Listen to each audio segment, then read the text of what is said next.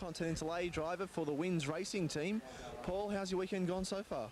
It was going alright. We had a bit of trouble early on in the weekend, but now we're still getting the kart sorted out and we'll go pretty well in the final, I think. Where are you starting the final from? I think I'm starting the final from about 9th. Nice to have your company as we welcome you back to the Bolivar Raceway in South Australia. On this occasion, it's the final of the Cardos Magazine Intercontinental A. And the grid looks this way for you. Jamie Whincup in kart number 6 will start from pole. Brendan Dive from New South Wales beside him on the front row. Matthew Wall and Michael Caruso sharing the second row. Then Alan Gurr, Brendan May, positions 5 and 6. Chris Prestige out of 7 and Barclay Holden out of 8. And then Paul Dumbrell and David Cochelone rounding out the top 10 in this 39-lap journey. There's Whincup, right-hand side of the screen. Oh, a little bit of nonsense happening there. In fact, this will be a false start. A couple of drivers going around sideways, and Chris Prestige was one of them in 76. I'm joined by dual world champion James Courtney. It's not too good driving over the ripple strip like that. Tends to bend a few things and things like that, so that's not a good sign. No, and a frustrating way for those drivers to embark on their first really big final of the season in the Wins Australian Karting Championship. And we're going to get them back underway, and hopefully good move there down won't be the too inside. many problems.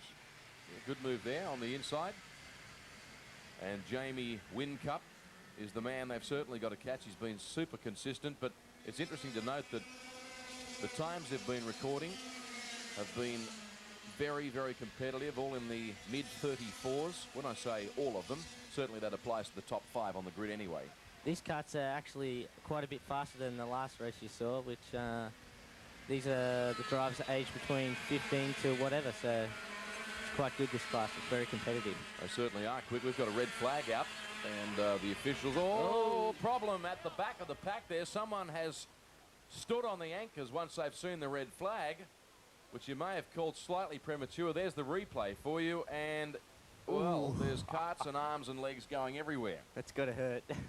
It's not a good situation to be in. Well, when you see the red flag, it does mean stop, doesn't it? But not necessarily within half a second. You tend to turn around and have a look what's going on behind you and slow down gradually, not just straight away.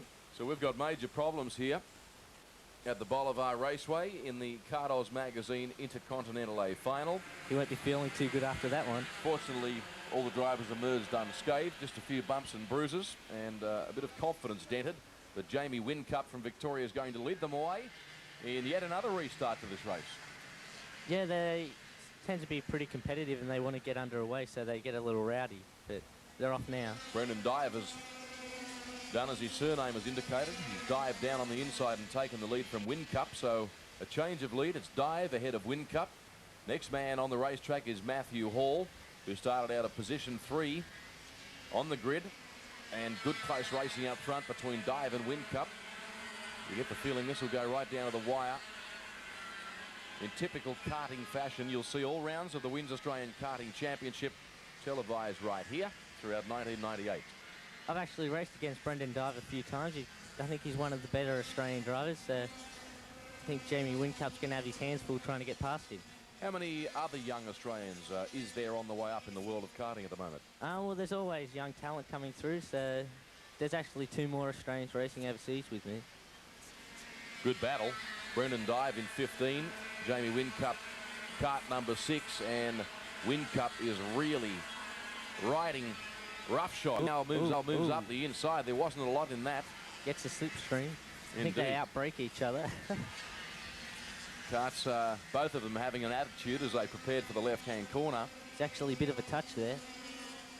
Dive's lost a bit of time. You'd call it a racing incident, though, nothing malicious. Yeah. That sounds all right anyway. That's what the drivers will say.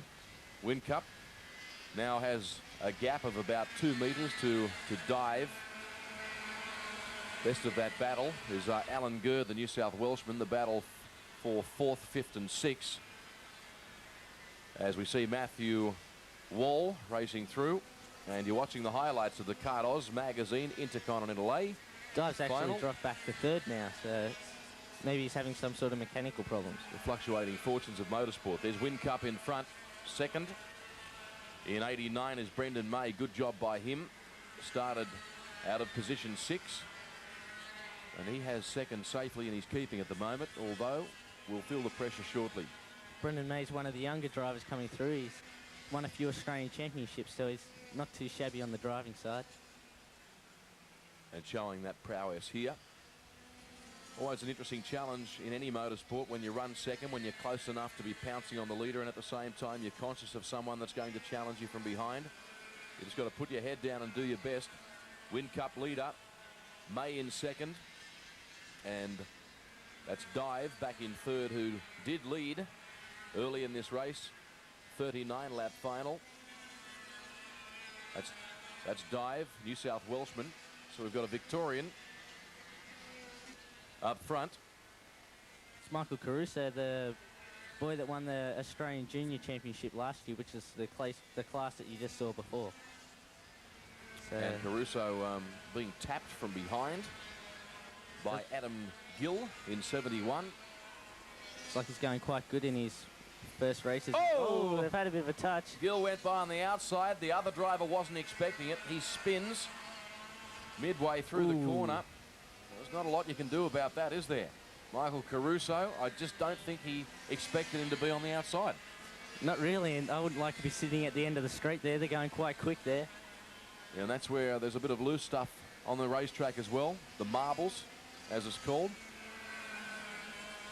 Meantime, Whincup still leads. And I think Paul Dumbrell managed to get past after that accident. So, it's quite good. Well, we have seen some action in this one. Bit of carnage, but it's always good to watch. Some attrition. Not good to watch if you're the bloke paying the bills, though, is it? Not really. Tends to get a little on the expensive side. Indeed. So Whincup, the Victorian, a long way in front now in this race.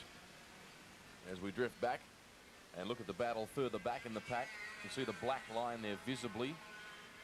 At this stage of the day, they've all laid down sufficient rubber to come up with a real racing groove, highlighted by the blackness of the track. Another example of the body contact that does happen in karting. That on that occasion, trying to move up the inside was Alan Gurr from New South Wales, and he found the curb. And now Matthew Wall in 5. We're watching him battle away with Gurr in 20. Matthew Wall's using CRG chassis and CRG engines. Alan Gurr's using Top Cut chassis and Rotax engines. So it'll be interesting to see which combination's the better at the end of the race. Both drivers hailing from New South Wales, so no love lost between them. Fighting to be the first New South Welshman, so it should be good. That's what it's all about. The Victorian Whincups in front, out of camera shot at the moment. But we still focus on this battle between Wall and also Gurr. Alan Gurr seems to be having a bit of understeer going into the corner, so that's not a good sign early on in the race. 39-lap final, and had 3 attempts at starting the race. You can see the remnants of that action with carts all over the place. A couple there parked on the grass. Hopefully the understeer problem won't slow him down too much, but the other kart seems to be pulling away a bit. So Gurr still chases Matthew Wall. Love the sound of these karts. They really do scream. Yeah, the engines are revving to about 20,000 revs, so they tend to get hot. That's why they're choking the engines, where you see them put their hand in front of the engines. They're covering the intake, which allows fuel to go in there, which cools them down. Each time, I think when you choke, it's about 20 degrees. It drops straight away, so it's quite good to do that. Great example of what you were just saying by Alan Gurr. That's Wall blasting past our camera. That's Gurr now. Sponsored by Konica. And he leans forward as he heads up the straight. He's trying to find every ounce of horsepower to close the gap. It's been an absorbing battle, this one. But right now, Wall has the best of it. No doubt about it. He looks like he could be struggling a little bit now, because Wall tends to be pulling away a bit. There's the driver of 15, Brendan Dive, who is running in the top 3 on the racetrack after leading early in this event. And another example there, right hand over the air intake, as was described by James Courtney, our dual world karting champion, joining us as special guest co-commentator for this opening round of the Wins Championship at Bolivar Raceway. As you can see, Brendan's using Birrell chassis and Perilla engines, which tends to be a good chassis. That's Brendan May we're now looking at, 89, running second. I think Brendan's using Merlin and Atomic engines. There's Jamie Whincup, James. He's the leader, and he's on his last lap of this 750 metre. It's always nervous on the last lap, hoping nothing breaks. And it's also the longest lap of the whole race. Yeah, you hear every little noise the engine makes. Don't you ever? And it just seems to take forever to see that checkered flag. But he's certainly going to do it, Jamie Whincup. It's been a fine drive by the Victorian, who consolidated his lead after being involved in an early dice with Brendan Dive, and has certainly asserted his superiority here in the Cardos Magazine Intercontinental A final. And checkered flag now on display. It was a very comprehensive victory by Whincup from May and Dive. Yeah, my car took a couple of laps to come on. It just very slidey at the start, and then once it come on, it was good. Did you have any tyre wear problems at all? At the end, it started to get real soft and real spongy, but it seemed to be okay.